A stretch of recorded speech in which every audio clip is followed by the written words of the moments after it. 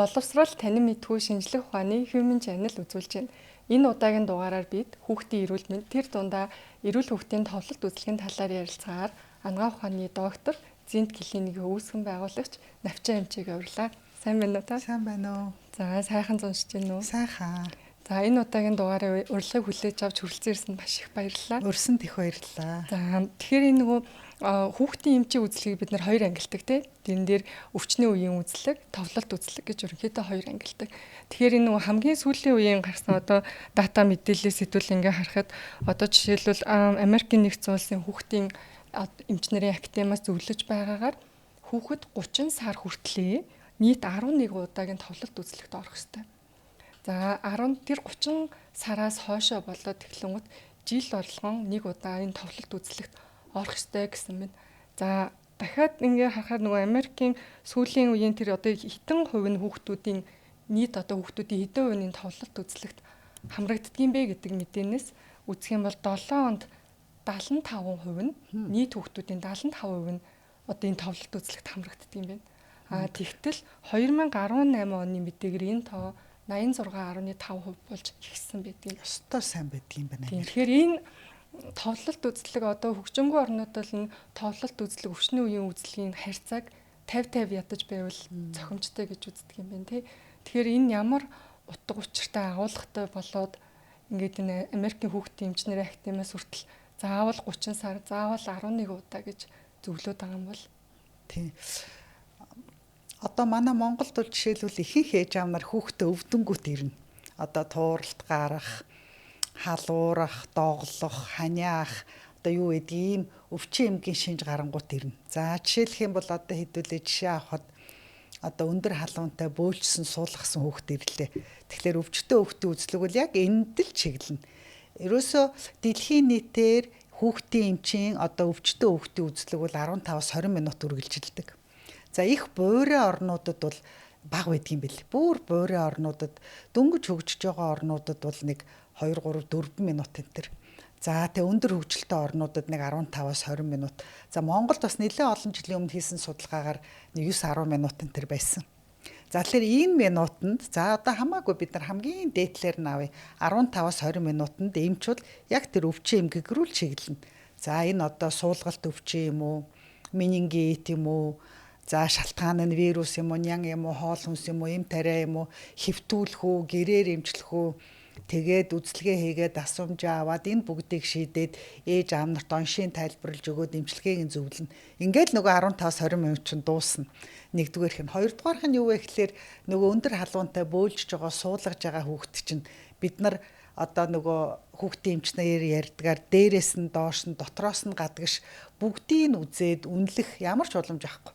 Гиншээд, гена, диолоод, бид нар насан турсан хүмүүс томуугаар өвдөд, толгоо өвдөд хамар битүүрээд ахлаар нөхөр ирээд шүл хийж хөөхлөр бүр ингээд ярихаас тэгэхээр тийм шинж тэмдэгтэй хүүхдийг бид нар одоо иж бүрүү үзээд, хооллолтыг үзээд, нойрыг үзээд, өсөлтийг, хөгжлийн үнэлэх үнэхээр юм боломж байдаггүй. Тийм учраас одоо архаг өвчнүүдийг эрт илрүүлэх. За тэгээ хүүхд дээр бол ер нь архаг өвчнийг эрт илрүүлэх гэхээсээ илүү өсөлт болоод хөгжлийн хоцрогдлыг илрүүлэх зорилгоор яг сайхан эрүүл ямар ч зовиргүй халуун бүлээн байхгүй доглоогүй одоо юу гэдгийг тууралтгүй хэвийн эрүүл байхад нь бид нар хүснээрээ үзэж чадна. Ёстой л нөгөө ээж аав нарын хэлдгээр толгойн тойрог, цээжний тойрог, урт өргөн, жин, биеийн жингийн индекс тэгэл хөлд орсноо, хилд орсноо дуулуулад, бүжиглүүлээд, тоо бодуулаад одоо яадгийн энэ бодлогоныг бид нар үзэж чадна. Гэтэл одоо юу гэдгийг 2 настай хүүхэд доглоод ээж аваараа тэрвүүлээд ороод ирэхлээр бид нар чи энд бүжиглээх гэж хизээж хэлж чадахгүй шүү дээ. Тийм. Тэгэхээр тийм учиртай учраас одоо эрүүл хүүхдийн үзлэг товлолт буюу товлолт үзлэг тэгээ өвчтөө хүүхдийн үзлэг гэдгийг угаасаа хүүхдийн ангаах ингээ хоёр хуваацсан байдаг. За манай Монголд бол яг хав мэдээж одоо хүүхдийн өвчлөл эндэгдэл саяхны хүртэл их байлаа. Тэгээд иргэдийн эрүүл мэндийн боловсрол сайнгүй байлаа. Энээс хамаарад ерөөсө дийлэнх нь өвчтөө хүүхдийн үзлэг.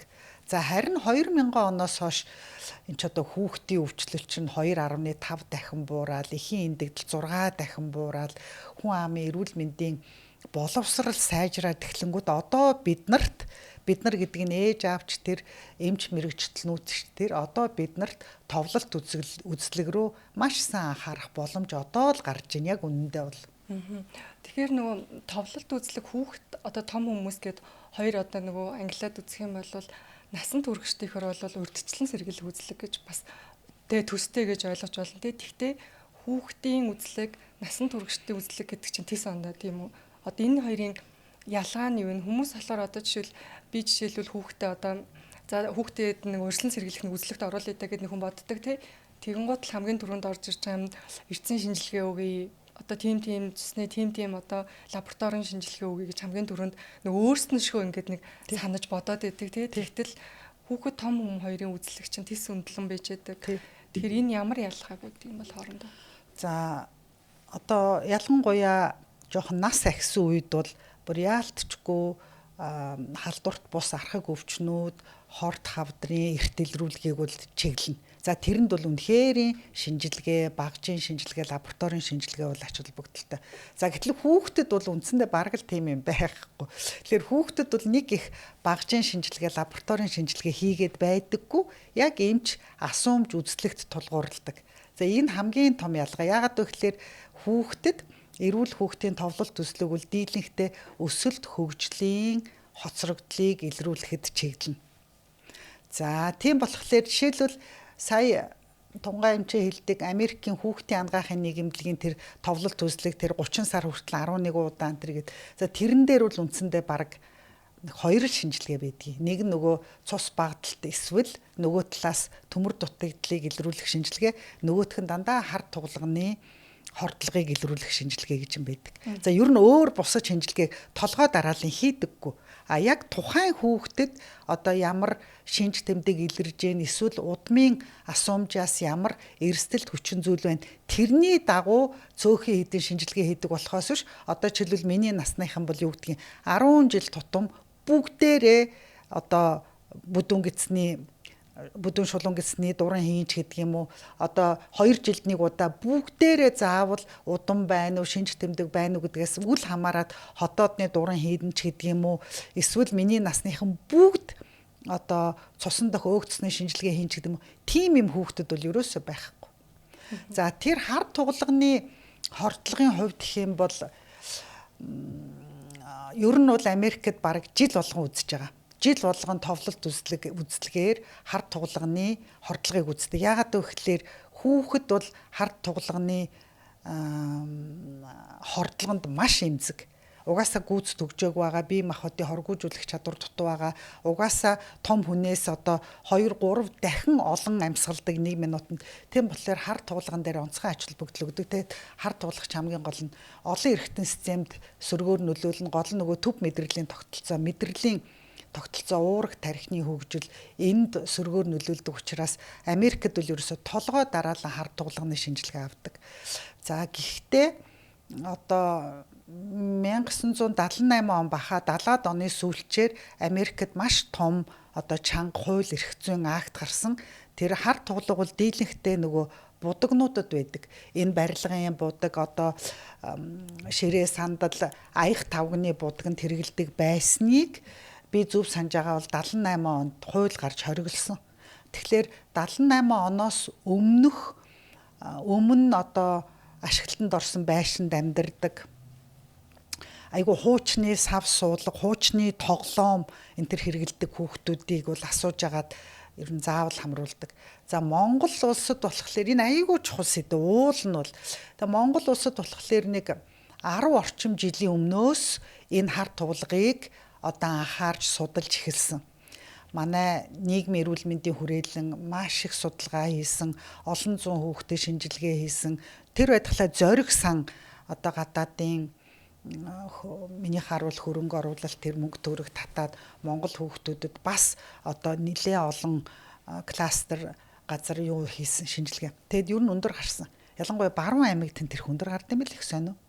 Тэгээд ер нь одоо энэ төр зэсэгт хилээл байгаа. Одоо энэ манайд чи энэ будагнууд бол угаасаа будагч гэжтэй их юм Орос хятад хоёроос л орж ирж байгаа шүү дээ. Тэгэхээр Орос хятадаас орж ирж байгаа энэ будагнуудын хар тугалгын тэр бүгдийг судалсан шүү дээ. хамгийн гол нь одоо энэ төр засаг улсын хурал одоо ядчил эрүүл мэндийн яамнаас хууль бишин ахиж журам гаргаад энэ хилээр орж ирж байгаа будагнуудын будагн доторх агуулгадж байгаа хар туглага энтрийг үзээл норм тогтоогоол тэрнээс илүү байвал оруулж ирэхгүй. Тийм юм бол яг үнэхээр энэ дутагдж байгаа. За энэ бол одоо Америкт хийгддэг шинжилгээ, толгой дарааллын хийгддэг шинжилгээ. Тэгэхээс биш толгой дарааллын хийгддэг ерөн шинжилгээ тэр цус багталт төмөр дутлаас өөр байхгүй. Гэхдээ жишээлбэл ингэдэг байхгүй 8 нас хүрсэн бол одоо төрсөн ээж аав өвөө эмээнэр нь цуснд одоо өөх тосны хэмжээ ихсэжсэн үү ихсдэггүй гэд тиймээ гэвэл 8 наснаас хойш заавал цуснд өөх тосны шинжилгээ авдаг. Гэтэл үгүй гэвэл ерөөсөө авдаггүй. Тэгэхээр бид нар хүүхдийн эмчийн хувьд бол нэг тийм багжийн шинжилгээ толгой дарааллын эхо, толгой дарааллын эрентгэн энтерт ерөөсөө харахгүй. Ялангуяа эрентгэн чинь бол хортой те хүүхэд наснд ялангуяа. Тэгэхээр бид нар дандаа асуумж үзлэг тэгээд арга аргачлаар тэр өсөлтийн хоцрогдол, хөгжлийн хоцрогдол тэрийг илрүүлнэ, цус багталтай илрүүлнэ.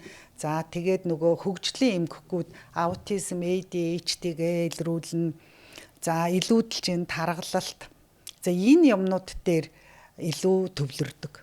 Тэгэхээр одоо заавал одоо энэ товлолт үзлэгийн одоо арга барилын хавлын чинь угаасаа цаанаас удирдамжаар явж байгаа шүү дээ тий бүгдээ дэлхийн эрүүл мэндийн байгууллагын удирдамж ер нь том байгууллагуудын дандаа удирдамжийн дагуу явдаг. Тэр удирдамжийг харахад бол ер нь биохим, рентген, эхо тий толгой дараалан хийх ямар ч заалт байдаггүй. Тэгэхээр энэ маань одоо эрүүл мэндийн байгууллагын салбарын бид нар ч гэсэн давхар нэмэгдээд эцэг эхчүүд маань ч гэсэн энэ товлолт үзлэгийн ач холбогдол болон одоо хийх арга барилаа нэг жоохон ингээ сайн судлахгүй бол ингээл том одоо 30-40 хүн ч одоо магадгүй хотоодны шарахтай байж магадгүй хеликобактер үзүүлж болно тий. Тэгтэл хэдхэн настай хүүхдэд хеликобактер үзгээл заавал дурамдах гал тий. Заавал эрентгийн үзгээл энэ төр байх ерөөсөө шаардлагагүй. Нөгөө хязгаарлагдмал нөөцийг чинь үр ашиггүй зарцуулж байгаа. Ээж аав нарт нэмэгдэл одоо санхүүгийн цаг хугацаа юмны дарамт үзүүлж байгаа юм шүү дээ. Ямар ч шаардлагагүй тэгээд байгаа. Цаагаараа бас нөгөө хүүхдийн хувьд хүүхэд ч одоо дөнгөжлөн хороо дэлхийд ирээд хэдхэн жил болж байгаа. Органик яг бүтцийн өвчлөл гэхээсээ илүү үйл ажиллагааны гаралтай одоо асуудлууд ирэх байдаг тий. Тэрнтэй л холбоотой. Тэрнтэй л холбоотой. Тэгээд яг нөгөө дөнгөж төрж байгаа хүүхдэд ч одоо 6 төрлийн скрининг хийж байгаа. Тэр чинь бол нөгөө одоо бодисын солилцооны өвчин за манай ээж аав нар хамгийн сайн мэдэх нөгөө түнхний дутуу хөгжил, хагас мултрал, бүрэн мултрал тэгээд дотоод шүрлийн булчирхааны эмгэхгүй тэгээд удах онцлоод эмчлэхгүй удах тусам одоо хүүхдийг хөгжлийн бэрхшээлд хүргэдэг тэр өвчнүүдийг бол тэр эрт илрүүлэг буюу скринингээд төрөхт нь авчиж байгаа шүү дээ. Тэгэхээр яг одоогийн байдлаар бол Улаанбаатарт ер нь 6 шинжилгээ хийж байгаа. За тэгээд жилээр хөдөө орон нутаг руу нэмэгдээд энэ скринингд хамрагдж байгаа хүүхдүүдийн тоо бол жилээр нэмэгдэж байгаа. Тэгэхээр хүүхдэд бол эрт илрүүлэг гэдэг нь яг энэ төрөхөд хийж байгаа скрининг. Одоо манайхан мэдэн шүү дээ Улаанбаатар төрж байгаа бол заавал сонсгол шалгана тий заавал түнх шалгана. За тэгэл тэр өскинөөс нь цус аваад бодисын солилцооны хэдэн эмгэг дотоод шүрлийн булчирхаан хэдэн эмгэг энэ бол маш чухал. Энэ дээр одоо олон улсын байгууллагууд манай үндэсний эрдэмтэд багш нар анхаарад энэ ажил айгүй эрчимтэй сайн явж байгаа. За энэ бол төрөхтөө ер нь төрхөөс гараагүй байхдаа хийгдэж байгаа ажил. За тэрнээс цааших дээр бол нэг учиргүй айхтар шинжилгээ ялангуяа эхо эрентген баахан эрдсэн шинжилгээ юу ч гинөө тэр бол яг үндэ шаардлага байхгүй. Асуумж үзлэгээрээ бид нар хөгжлийн өсөлтийн хоцрогдлуудаа илрүүлээ явчихдаг. Тэгэхээр ер нь л бол яг л удирдамжийн дагуу удирдамжийн дагуу эмч бүрэн гүйцэд ер нь тухайн хүүхдэд өсөлт хөгжлийн болоод бие махбодын үйл ажиллагааны гэдэг ч юм уу тий. Зөвхөн ямар нэгэн эмгэг илрүүлэхээс гадна товлолт үзлэг маань эцэг эхчүүдэд яг эмчийн зүгээс яг бүрэн одоо хүүхдийн эрүүл мэндийн талаар айгүй ташаа мэдээлэл өгдөг шүү дээ тий. Одоо юу ч гэдгийг тий. Тэрнээс нь одоо бас буруу одоо ингээд юм одоо мэдээлэл авахаас нь өрснөл сэргийлэх тийм зөвлөгөө мэдээллүүдийг энэ төр өгдөг тий. Эрүүл мэндийн боловсрал олгох ч одоо их олон хэлбэрээр явагдаж байгаа шүү дээ. Одоо манай энэ өнөөдрийн миний орж байгаа подкаст байна, эрүүл мэндийн боловсрол олгож байна, ном, сэтгүүл одоо юу гэдгийг тэгээ ганцаарчилсан. Яг ингээд эмч өөрийнхөө өмнө ээжийг суулгаад, аавыг суулгаад, хоёулангийн суулгаад энэ бол эрүүл мэндийн боловсрол олгох маш өргөн бөгөөд хамгийн баг үр дүнтэй ийм арга байдаг. Тэгэхээр эрүүл мэндийн боловсрол олгодог одоо ээж аавын хүссэн бүх асуултанд хариулдаг тийм давуу талтай. Одоо заримдаа ингэдэг чинь ингээл яг эд ачаалын үеэр 12 сармаар нөгөө ханиа том хатгалгааны эд үеэр хүүхдээ үзүүлчихэл тэгэл ээж аав нар ёо танаас та нэг хит хэдэм асуумаар л даанч гадаастай бүүн очир бүүн уйсан нялх хүүхдүүд за болидо гэж гардаг тий. Тэр чин нөгөө юунда товлолт үзлэхдээ ирээл тэр хүссэн асуултаа асуухал уулын ёстой байхгүй юу тий. Тийм.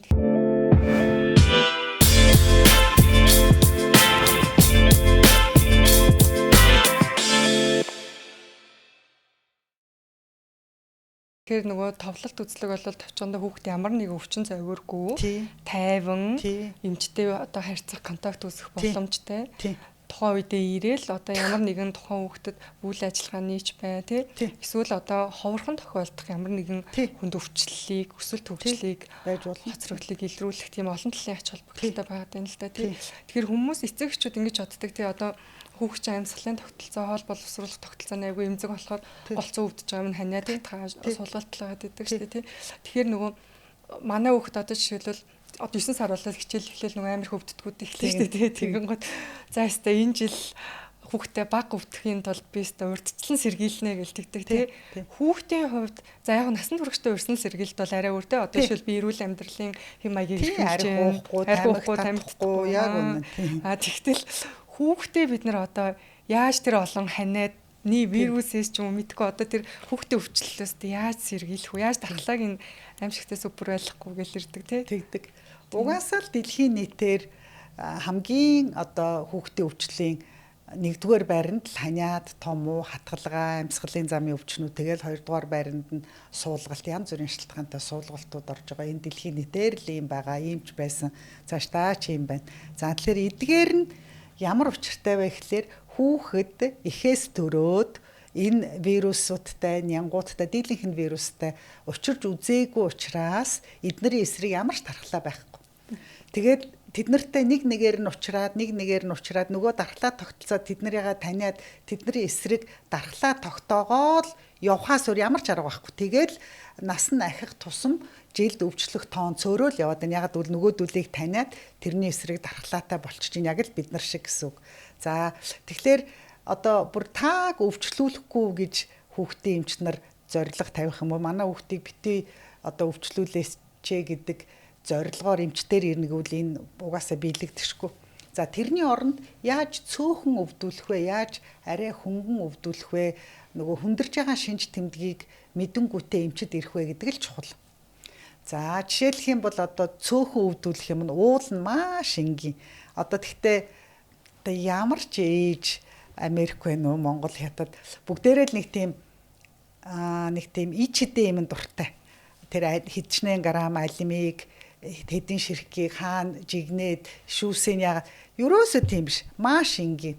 Тэр нь юу вэ гэхлээр одоо ялангуяа томчууд бид нар ханиаж найтайхтаа амаа дарах хэрвээ гараараа дарсан бол гараа угаах тэгээд нэг удаагийн цаасаа альчуур хэрэглэж сурах гараа байнга угаах тэгээ гэртээ чихтэй цэвэрлэгээ хийх агааржуулах иймхэн хитгэн юм одоо нөгөө ковидо манайх арай мартаагүй байлгүй дээ яг ковидо сэргийлэх зөвлөгөө өгчээсэн зөвлөгөө авч ийсэн тэрийг мөрдөө даахад арай цөөн өвдөх боломжтой.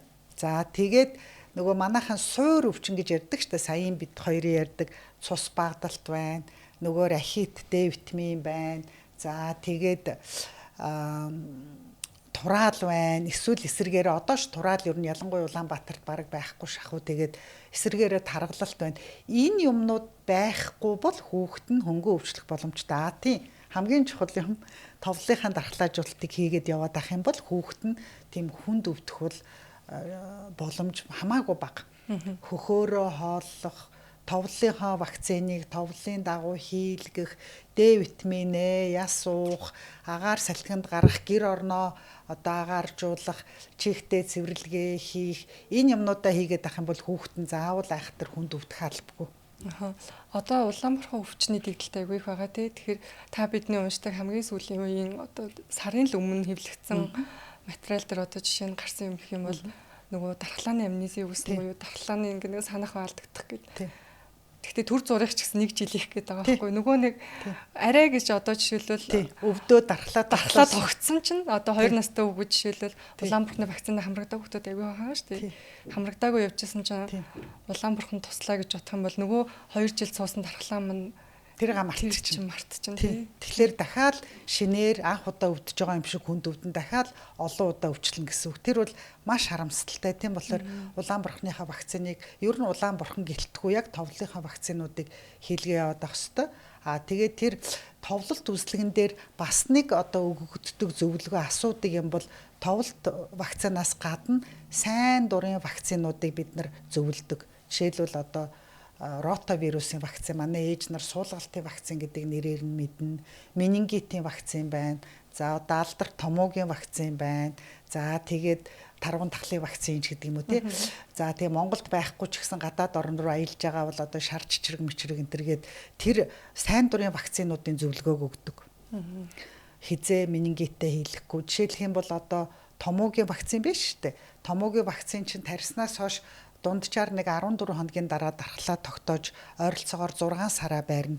Тэгэхээр яг одоо гэдэг юм уу одоо 8 сарын дундуур бол би бол хэлэхийг зөвлөхгүй. Ягаад гэвэл нөгөө томоогийн сезон дуусаагүй байхад дархлаа дуусчихна. Тийм болохоор ядаж нэг 9 сар мард томоогийнхаа вакциныг хийлгэх юм бол нэг 2 3 сарыг өнгөртөл дархлаатайгаа байж болно гэсэн үг байхгүй тий. Тэгэхээр энэ бүх зөвлөгөөг чинь дандаа товлт үзлэг дээр өгж байгаа шүү дээ. Тэгэхээс биш одоо хүүхэд нь юу гэдгийг за одоо доглоод тэврүүлээд ороод ирэхлээр нь зэрэг учир зүггүй товлын вакцин, томоогийн вакцин яриад байхгүй байхгүй юу тий. Тийм. Тэгэхээр хоёр үзлэгээ аягүй сайн нөгөө ялгаж цайлахгүй бол эцэг эхчүүд маань бас тэгдэг нөгөө орж ирээд одоо тэр чинь яг л томоогийн 12 сар маар ачаалч ямар айхтар үлээ тий. Үүдэн тэр олон хүн орж ах чинь юугээл дээрээс нь доошоо толгойн тойргийн хэмжээлжин өндрийн хэмжээл чартан дээрээ тэмдэглээ сууж чадхавдээ тий. Тэнгууд бас юм нэг сэтгэл жоохон ханамжгүй гарчдаг тий. Ингээд бүх юмаа нэг үзүүлснэг хамаг юм үзүүл чадсангүй гэдэг тэгдэг тий. Тэгтэл нөгөө үзлэгийн төрлүүд нөөрөө аахгүй тий. Одоо жишээлбэл товлолтын наснаас хамаарат цагууд ингээд шал өөр танилцдаг тий. Энэ дээр нөгөө бас товлолт үзлэг одоо жишээлбэл Дэлхийн эрүүл мэндийн байгууллагын тэр нөгөө удирдамжийн дагуу хийж байгаа шүү дээ. Тэдэн нас 14 хоногт одоо бид нар тэрийгэ үзэх хэвээр сардаа тэрийгэ үзэх хэвээр бүр ингээ хэвлж тавьцаамаар хийж байгаа тий. Тэнгууд надад бол яг энэ дээр бас аюу ач холбогдолтой санагддаг юм юу гэж болох вэ гэхээр өсвөр насны одоо сургуулийн насны хүүхдийн үзлэг ерөнхийдөө бас энэ дээр аюу их аятайхан санагдаж байгаа хгүй тий. Хүмүүс ч бас одоо сургуулийн насны хүүхдээ үзэнхээр амнаас нь онцгүй өнөр өнөртлөө явлаа гэдэг ч юм уу тий. Тэгээд нөгөө нурууны морилтууд байна. Одоо бол аягүй илбэг. Тэгэл тэр чи ээж аав мав ерөөсөө мэдэхгүй шүү дээ. Тийм бид нар үзчихээж л мэднэ. Тэгэхээр нөгөө төрөүний хэлдэг тэр том хүний элэг бөөр мөрний өвчнөөс шал ондоо байхгүй юу. Тэгэхээр бид нар чинь заавал нурууныхаа морилтыг үзэн сургуульд орсон хүүхдүүд бол тийм ээ. За сургуулийн өмнөх наснд бол нөгөө ээж аав нарын сонирхоод байдаг нөгөө нумгүй хатгаа авлаа үзэн. Тэгэхээс биш одоо хүнд өвдсөн одоо энэ менингит юм болов юу юм бол гэж байгаа хүүхдтэр улын үзээд нуруугийн морилт байна уу гэж үзээд байх ямар ч боломжгүй. Энийг аягүй сайн ойлгох хэрэгтэй ээж аав нар. Нэлээд олон жилийн өмнө магадгүй 7-8 жилийн өмнө байж магадгүй нэг залуухан ээж анхныхаа хүүхдийг үзүүлдэг юм. Тэгээд над дээр анх удаа ирсэн. Тэгээд хүүхэд нь бөөлжөө суулгаад халуураа. Тэгээ би тэрийг үзээд гаргасан чинь нөгөө ээж чинь маш дургу ингээд уурлаад тэгээд надад тэгжсэн. Таныг өстө маш гоё үзлэг хийгээд их сайхан зөвлөгөө өгдөг гэсэн худлаа юм байна штэ гэд ингээ гараа явж исэн байхгүй тий. Тэгэхээр хүүхэд нь 9 сартай хүнд байхад нь би одоо тийм тэрийг манай ээж амар айгуу сайн ядлах хэвээр. Үзлэгийн төрлөөд ач холбогдол нь ингээд нэг зарцуулагддаг хугацаанууд байна тий. Өөр байгаад байна тий. Тэр нөгөө гол нь ач холбогдол болон нөгөө одоо юу гэлээгүй сайн ойлгох юм. Сургуулийн насны товлолт үзлэг чинь цаг зарцуулагдаж байгаа шүү дээ. Бүтэн цаг 60 минут хийж ээж товлолт үзлэг болж байгаа шүү дээ. Тийм. Тэгэхээр нөгөө хүүхдийн нас ахих тусам одоо жишээл оюуны хөгжлийн үнэлгээ IQ-гээ дор хаяал үзэн тийм ээ. Тийм. Зөв. Тэгэхээр өсвөр насны үеийн хүүхдүүдийн яг юм товлолт үзлэг дээр одоо жишээлбэл сургуулийн өмнөх наснд бол мэдээж нөгөө өндөржин энтер гэдэг нь тогтмол үзлэг толгойн тойрог энтер баг насны хүүхдүүд байдаг тий. Тэгэхээр нөгөө наснаа ихээд эхлэнгууд нөгөө бэлгийн божилтын асуудал гарч ирдэг тий. Хүмүүс болохоор яг тэгэл одоо явцаараа том болчих. Тэгээ бэлгийн божилт нэг ач холбогдол өгдөггүй тий. Тэгэхээр бэлгийн божилтыг яг үнэлэх одоо тэр хөвгүүдийн ялангуяа тэр төмсөгний хэмжээ яг одоо юу гэдэг нь үнэлэх энэ тэр одоо ямар ач холбогдолтой байгаад гэдэг юм бол цаагаараа одоо манай яг монголчуудын хувьд гэх юм бол нөгөө уламжлалт одоо соёл, шашин шүтлэг энтрээс хамаарат ээж аав нар хүүхдүүдтэйгээ тэр бэлгийн божилтын талаар ярьдаггүй, ээж аав нь одоо охтуудынхаа хөхийг үздэггүй, хөвгүүдийнхаа шодой төмсгийг барьж энтер үздэггүй. Энэ бол бид нарын яг тэр түүхэн уламжлал одоо тэр шашин шүтлэг соёлоос маш их хамааралтай гэж би боддог. Тэгээд нуугаад байдгийг хэлдэггүй. Гэтэл одоо бэлгийн божилт тоцрох. За тэгээд нөгөө шодойн шамарж гин үгүй юу, хэдэн наснда шамрах ёстой. За тэгээд хүсээгүй жирэмслэлтээс хамгаалах. Энэ бүх юмнууд чинь уул нь бол яг хүүхд өсвөрийн эмчнэр дээр л ирэх ёстой монголчуудын хувьд. Яг тэгэхээр яг ээж автайгаа энэ талаар энэ сэдвээр нээлттэй ярилцдаг ард түмэн биш. Удалгүй болох бах. Гэхдээ бас нэг зөвхөн миний нүдэн баримжаагаар дахиад 20-30 жил шаардах бах. Тэрний дараа бол болох бах. Тэгэхээр одоо тийм юм одоохондоо байхгүй байгаа нөхцөлд яг жил болгон авчираад за жишээлбэл төмсөг одоо ялангуяа төрхтөө төмсөг буугаагүй байсан. За месаслын аргаар бүр их хожуу буулгасан ч гэдэг юм уу. За төмсгөндөө гэмтэл авч ийсэн, төмсгөндөө хагалгаа хийж ийсэн энэ тэрийг бол бүр жил болгон хүүхдээ эмчд үзүүлэх ёстой. Тэгээ хүүхдээ эмч үзээд хэрвээ төмсгний хөгжил хоцорж ийна гэвэл эр бэлгийн дааврын шинжилгээнд явуулах дотоод шүүрлийн булчирхайн эмчид илгээх зэрэг дараагийн арга хэмжээг авдаг. Охтуудын хувьд ч гэсэн ялгаагүй сарын тэмдэг маш их хэмжээтэйгээр ирдэг. Тэрийг хилдэггүй, нуудаг, хинт хэлхээ мэддэггүй. Тэгэл явж байгаа л муужраад ундаг.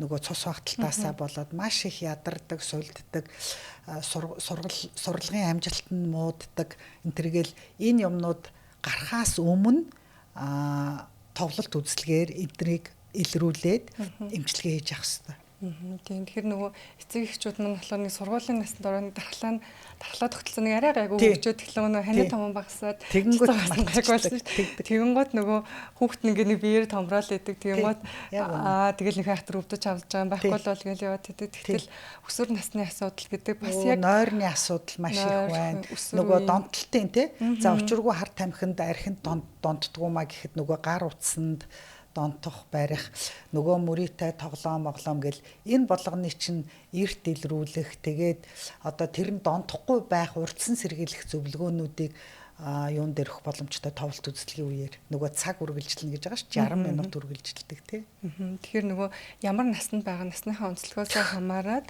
нөгөө хийгдэх үзлэг шинжилгээ нь илүү оновчтой өгөөд одоо инвазив бус тий байвал илүү тохиромжтой л гэж үргэлж үздэг юм л та тий. Түрүү нөгөө урьдчилан сэргээлтэн дээр хоёулаа вакцин ирсэн тий. Тэгэхээр та нөгөө хамгийн сүүлд 2025 оны 5 сард нөгөө Америкт хуралд оролцоод ирсэн зэнд клиникээс тий. Тэгэхээр тэр аягүй гоё том хурал байсан. Тэр хурал дээр ингээл одоо өвчин юу болгоноор ингээл аягүй гоё мэдээлэлүүд өгч байгаа шүү дээ. Тэрэн донд ийм асуулт явсан нь авчимж одоо энийг аягүй хүмүүс асуудаг байхгүй юу? Вакцин хийлэхгүй. Яагаад вакцин хийлэхгүй вэ гэхээр аутизмаас урьдчилан сэргийлж байна гэдэг байхгүй юу. Тэгэхээр одоо тэр 2025 оны тэр 5 сарын хурал бол одоо дэлхийн нийтээр одоо хүүхдийн практикт гарч байгаа хамгийн сүүлийн үеийн маш өндөр нотлогоотой зүгээр нэг одоо хин нэгний судалгааг бол тэнд ярихгүй дэлхийн нийтээр бүр яг хүлээн зөвшөөрсөн яг үний юм байна. Одоо бүр яг энэс одоо гар одоо юу гэ гарахгүй гэдэг нэг тийм нотлогоотой л асуудлууд ярьж байгаа шүү дээ. Тэрэн дээр одоо энэ хүмүүсийн яг ингээд аяагаад байгаа хардад сэрдээд байгаа вакцины одоо вакцин илгэчээр хоргоожуулж чадахгүй байгаад байна. Тэгээд тэрнээсээ болоод бид нэр айхтар асуудалт ингээ хүүхд маань өртчихгүй гэдэг нэг хүмүүст айхтар айцсаагаад байгаа шүү дээ. Иймэрхүү асуудлууд яригдсан уу тэр хурлаар? Энэ бүр аягүй тод яригдсан. Энэ талаар хид хідэн одоо лекц хичээл сургалт одоо хэлэлцүүлэг өрнсөн. За тэр вакциныг эсэргүүцэж байгаа тэр антивакцин хөдөлгөөн гэж юм бол дэлхийн нийтэд байгаа.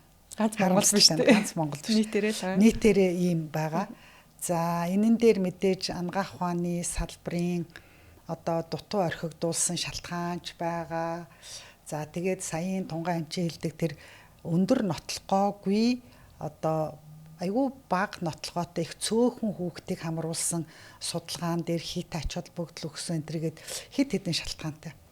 За тэр хурал дээр ярьсан бол тэр хуралчин бол 70 гаруй орны 7000 эмч мэрэгчлэтнүүд багш профессор судлаачид оролцсон одоо дэлхийн хүүхдийн эмч нарын хамгийн том хурал.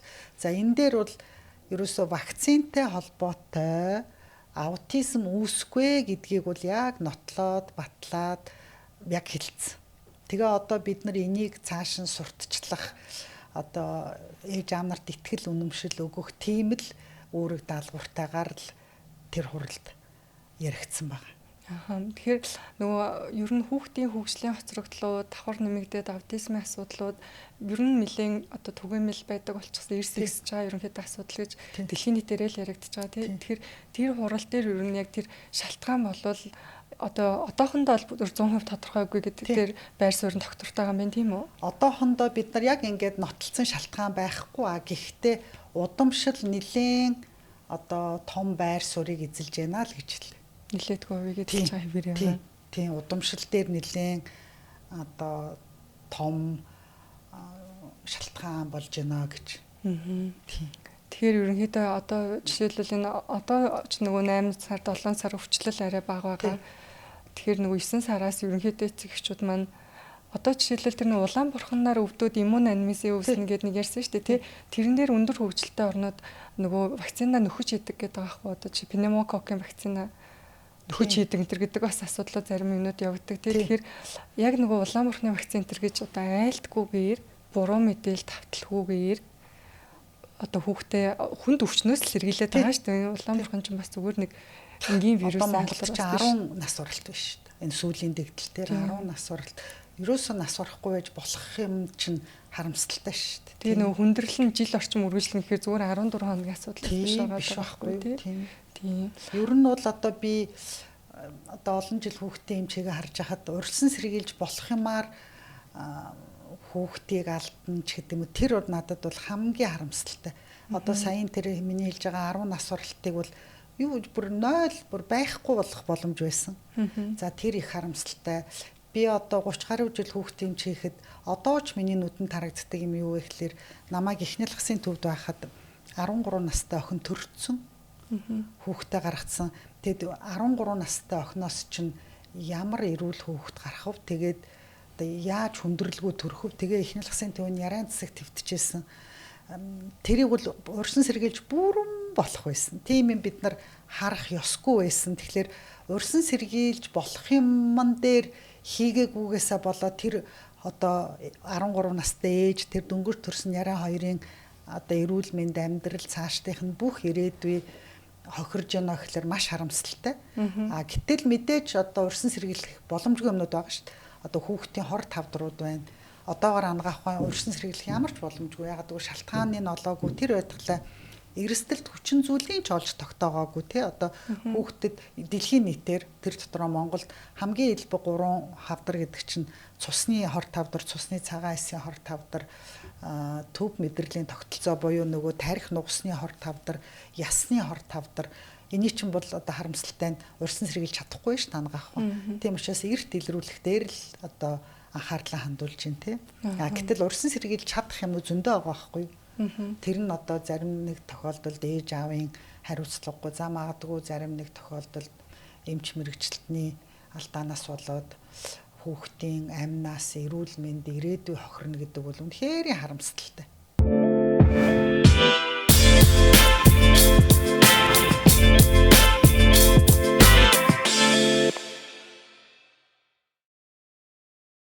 Тэр нөгөө одоо жишээлбэл хор тавдар гэдэг хүүхдийн хавдар одоо ойрын жилүүдэд нөгөө хүмүүс ч айгүй их одоо сошиал дээр ч юм уу бичдэг шүү дээ тий. Ер нь айгүй ихсээд байна. одоо эсвэл одоо юу гэдгийг одоо энэ идэж ууж байгаа юмтай хамаатай байна. Газ давнданаас болоод байна гэдэг ч юм уу те. Эсвэл одоо юу гэдгийг яг энэ хор тавдрын одоо эрсдэлт хүчин зүйл нь хүртэл тогтоогдоогүй байхад одоо бид нар ямар баримт нотлохоогоор одоо юунаас олж ийн гэж хэлэхэд бас хэцүү юм да тий. Тэгж одоохондоо ангахын чадахгүй. Тэгэхээр бид нар хор тавдраас одоо яг цусны хор тавдраас ингэж сэргийлнэ ч гэдэг юм уу.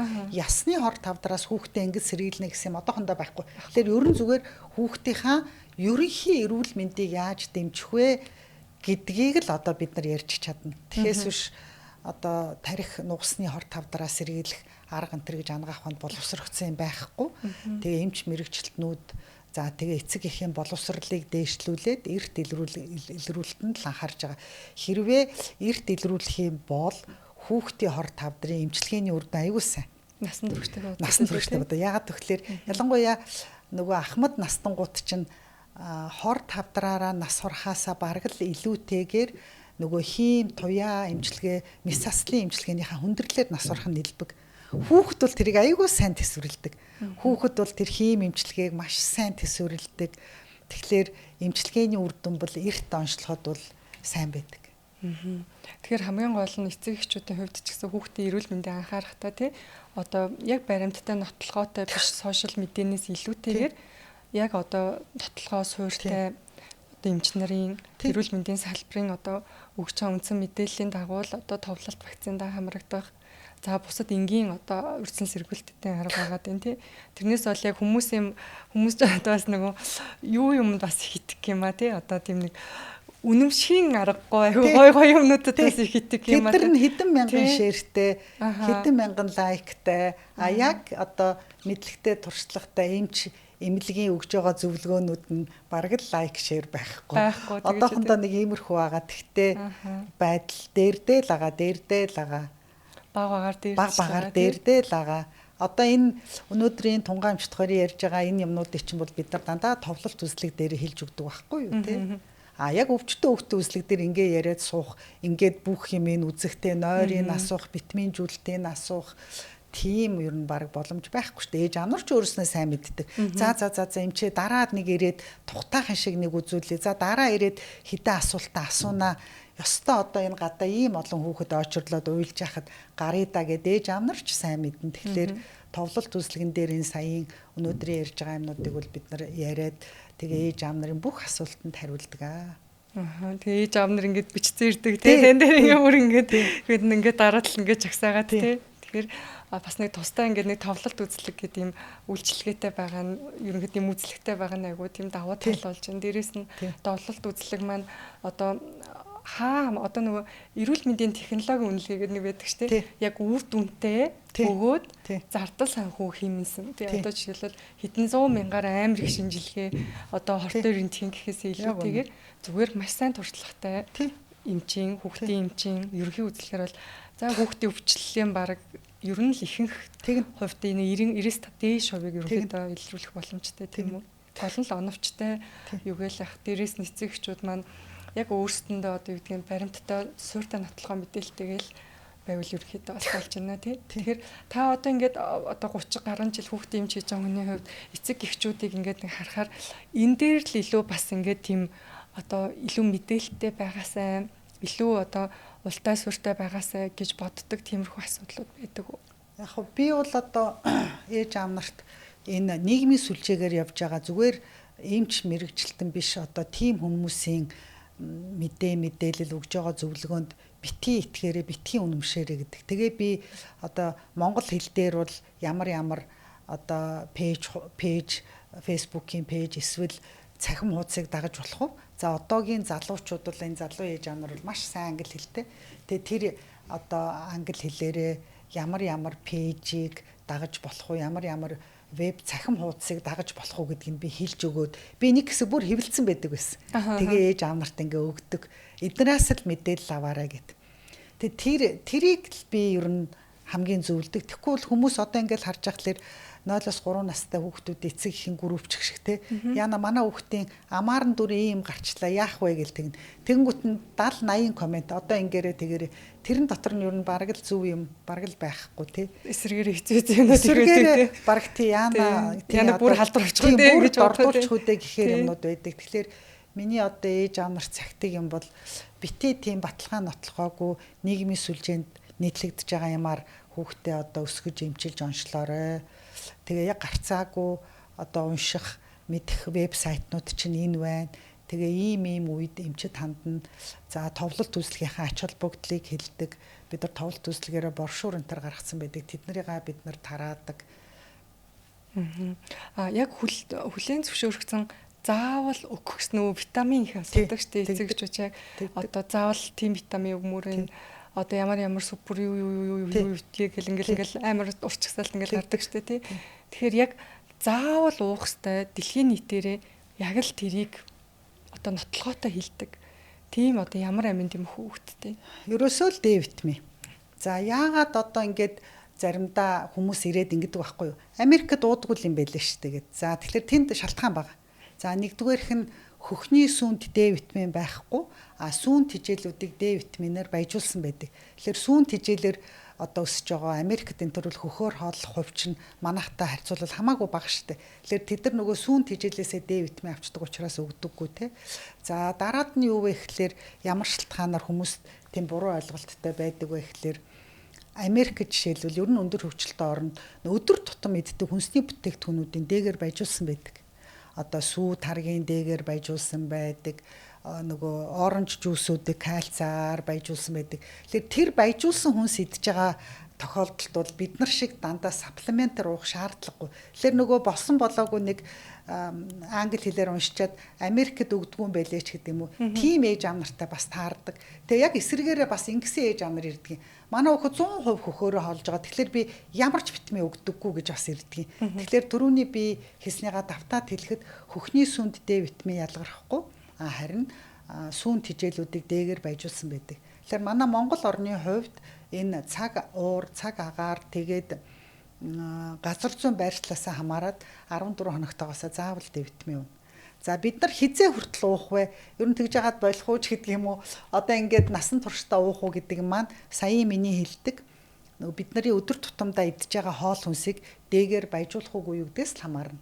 Тэгэхээр би зөв санаж байгаа бол бараг 7-8 жилийн өмнө байж магадгүй баяжуулсан хүнсний тухай хууль гээд Монгол Улсын их хурлаар батлагдсан. Ерөөсөө товчхон хууль бараг нэг хэвлэхийн бол бараг 1 А4-ийн цаасан дээр багтахаар. За тэрэн дээр юу гэж байгаа вэ гэхлээр Монгол хүний өдөр тутамдаа иддэг хоол хүнсний зүйлсийг шаардлагатай амин дэм эрцээр баяжуулнаа. Ямар хоол хүнсийг ямар эрдэс амин дэмээр баяжуулахыг засгийн газар шийднэ гэсэн нэг товч агуулгатай юм хууль байгаа. Тэг миний харуул одоо энэ нь хэрэгжиж байгаа юм байхгүй шүү дээ. Апу Д витаминтэй сүүл дүрлжийн Д витаминаар баяжуулсан. За ганц нэг гурилын үйлдвэрүүд гурилаа төмрөөр баяжуулж байгаа бас бүгд биш. За миний мэдхээр нь ингээл дуусна. Тийм болохоор бид нар тэр одоо өндөр хөгжилтэй орн шиг хүнсээ баяжуулж чадахгүй л бол насан туршдаа Д витамин авна.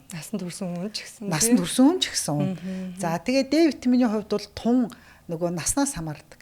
Нэг их жиммэн улирал одоо хүүс юу гэдгийг тэрнээс хамаарахгүй. Хүний нас ахих тусам уух Д витамины тун нэмэгддэг.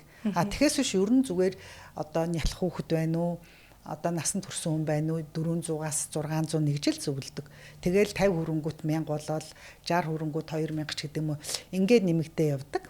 За Англид бол яадаг вэ гэхлээр эхний 6 сар Д витамин зөвлөнө. Одоо яг манай Монгол улс шиг. За тэгээд Англид бол засгийн газрын одоо тэдний харуул манайх харуул засгийн газрын тогтоол тэдний харуул бас нэг тиймэрхүү баримт бичиг байдаг бах. Тэрүүгээр бол 6 сараас 60 сар хүртэл АЦД хамгийн 3 чухал витамин гэж үздэг. 6 сараас 60 сартай буюу 5 нас хүртэл АЦД. Энийг бол заавал уух ёстой хангана гэд Английн засгийн газрын шийдвэр байж идэг. Тэрийг мөрддөг. Тийм. А витамин одоо одоо өвлийн улирал юуг нь дэмжинэ гэл манайхаж угаас С витамин шээсэндээ С витамин гартал уудаг шүү дээ тийм бүгдээрээ бүх хүүхдүүдийн шээсэн С витамин үгээр байж байгаа тийм. Тэгэхээр С дээр бол нэг санаа зовлтгүй байна тийм. А дээр харин манайхан юу 5 сар 11 сард А витамин өндөр тунгаар өгч байгаа. Гэтэ бас өндөр тунгаар өхөө эсвэл одоо яг өдөр тутмын орон тунгаар өхөө гэдэг нь бас одоо нөгөө хоёр талын нэг жоохон ойлголт болчиход байгаа тий. Одоо жишээл энэ Улаанбурхан дээр ч гэсэн өндөр тунгаар А витамин уухаар бараг яадаг тэгэл бас нэг судалгааны ажлууд ер нь хоёр талтай л байгаа гэдэг шүү дээ тий. Тэгэхээр ер нь өдөр тутамдаа бас одоо англиахаар ч юм хэдүүл авах юм бол бас А витаминаа бас зөвлөж болох нь тий. А, Д, Е, К энэ төр чи нөгөө тосон дуустдаг витамин. Тэгэхээр болж өгвөл өдөр тутамдаа уун. А яагаад одоо хүртэл манай засгийн газраас өрхийн эмнэлгүүдээр дамжуулаад одоо 6 сард нэг удаг өндөр тунтай А витамин өгж ийн гэхэлэр бас хүн амын одоо амжиргааны төвшин, эдийн засгийн байдал за тэгээд нөгөө нүүдлээ явдаг тэр соёл ч одоо хүртэл байна. Тэгэхээр нөгөө нүүдэл чинь малаад байгаа явдаг олон хүүхэдтэй хөдөө энэ төр бол одоо 5 хүүхэдтэй өдөр болгон А витамин, өдөр болгон Д витамин уух тэр бол бас судлаа шүү. Тэ тэрэнд орхноо одоо 6 сардаа нэг удаа сумын төв дээр очиж сумын эрүүл мэндийн төвөөс А витамин уух нь бол хамаагүй дээр. А гэтэл Улаанбаатарт бол байдал шал ондоо. Улаанбаатарт чинь нийт хүн амын тал орчим хувь нь амьдарч байна. Эднэр бол ер нь А витамин, Д витамин тэрэ бол өдөр тутамдаа уугаа явах нь хамаагүй илүү үр дүнтэй тэгээд ташрамын хорон нөлөө багтаа гэж ангаахан үздэг. Үр дүнтэй аюулгүй гэж ерөнхийдөө үздэг тийм. Үр дүнтэй аюулгүй гэж үздэг. А мэдээж хөдөө олон хүүхэдтэй малчин отор нүүдэл хийдэг энэ төр бол бас амьдралтай байх хэрэгтэй шүү дээ. Тэднийг бол одоо 5 хүүхэдтэй 6 хүүхэдтэй өдөр болгон А витамин, өдөр болгон Д витамин өг гэвэл энэ чинь ямар ч амьдралд нийцэхгүй тий. Тэгэхээр нөгөө улс орныхоо нийгэм эдийн засгийн байдлаас ялангуяа монголчин бол нөгөө хот хөдөөгийн зөрүү бол асар их байна шүү дээ. Хот нь бол одоо маш өндөр хөгжилтэй дэлхийн том метрополитен хотын хэмжээнд очсон байхад хөдөө бол одоо үндэ бол хэдэн зуун жилээр хоцрогдож байгаа маш харамсалтай тий. Одоо навчаа хэмчиг ирсэн байхдаас нэг асуулт үнэхээр асуухгүй байж баруустай нэрээ үнэхээр болохгүй асуудал байна. Одоо ялангуяа энэ зуны цагаар эцэг эхчүүд агүй хэнийг асуудаг. Хүүхдээ хүчил төрөгчийн дутагдлаас хамгаалаад нарсан ойд очих юм хэрэг байна уу навчаа хэмчиг? Байхгүй шүү дээ. Одоо хэдэн хувийн нарсан ойд хэдэн хувийн хүчил төрөгч хотод хэдэн хувийн хүчил төрөгч байгаа бол яг адилхан. Над дээр бас нэг 5 6 жилийн өмнө юм уу да 7 сартай байна уу тэр орчим настай хүүхд ирж ирсэн. Залуу ээж анхны хүүхд. Тэгээд аюун хүндрэлтэй төрсөн. Төрөөд уйлаагүй сэхэнд орсон 1-2 сар эмнэлгээр явж агаад тэгээд тэр ээжийн одоо ойлгосон юм юу вэ гэхлээр хүчил төрөгч хэрэгтэй. Тэгээд одоо гадаа хамгийн одоо их хүчил төрөгчтэй газар бай гэсэн. Тэгэл бас нөгөө нэг эмч биш хүмүүсийн ч зөвлөгөө энэ дотор орж байгаа шүү дээ. Тэгэнгүүт сэлэнг рүү нарсан орой аваачаад бүтэн 5 сар тэр тэнд амьдраад 2 сартад нь очоод 7 сартад нь ирэхэд айл хэдийн тархины саажилт үүссэн. Тийм байсан.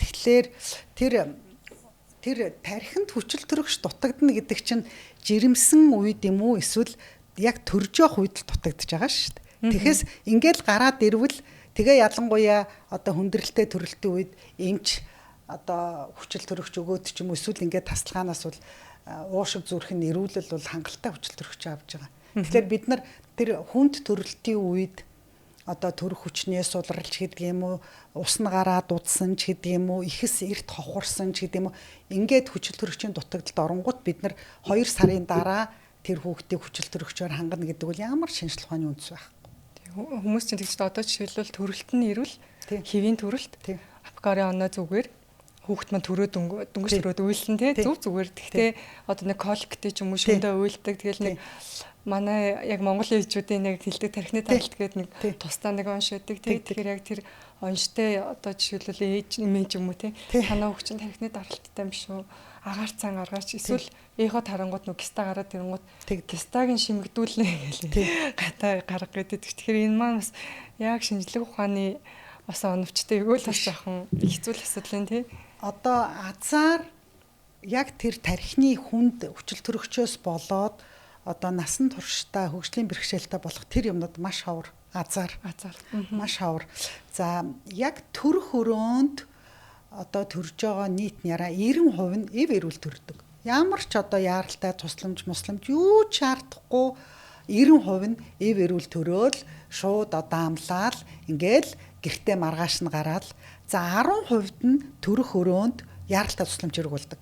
А гэтээ яаралтай тусламж үзүүлж байгаа болгон чинь тархин эргэшгүйгээр гимтээд тархины одоо саас ажилт үүсэхгүй байхгүй юу? Дийлэнх нь тэр 10% одоо яаралтай тусламжийг хугацаа алдалгүй зөв үзүүлчих юм бол дийлэнх нь эрүүл болно. Одоо сая тунгаан эмчилдэг апкари оноо байна. Апкари оноо их өндөр байвал цаашдаа их ухаантай эрүүл мундаг хүн болно. Апкари оноо их бага байвал цаашдаа муу хүн болно гэсэн юм байхгүй шүү дээ. Бас яг үнэндээ бол тийм мэдээж нөлөөлнө. Гэхдээ бүр яг тийм шууд холбоо бол байхгүй шүү дээ. Аха. За тэгэхээр одоо дахиад нэг ганц нөгөө сүүлийн асуулт үлдсэн тий.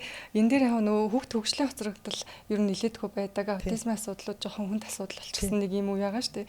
Тэгэхээр яг энэ эрүүл хүүхдийн товлолт үзлэг дээр хөгжлийн хоцрогдлын одоо ч аутизмын хамгийн эрт одоо илрүүлж илрүүлж болох үе нэг ой 6 сар орчим гэж үздэг байгаа. 18 сар.